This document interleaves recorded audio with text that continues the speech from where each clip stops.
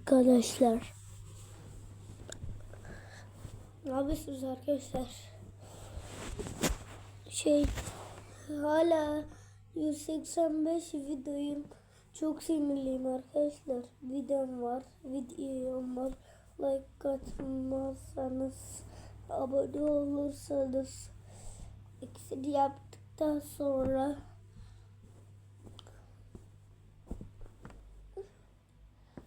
beni seviyor musunuz, sevmiyor musunuz arkadaşlar? Arkadaşlar biliyorsunuz mu? Geçen hafta ben Minecraft oynayacaktım. Oynadım. İşte o çok güzel değil mi?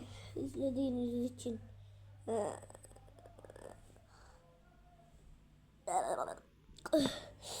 Bay bay arkadaşlar. Onun için böyle söyledim.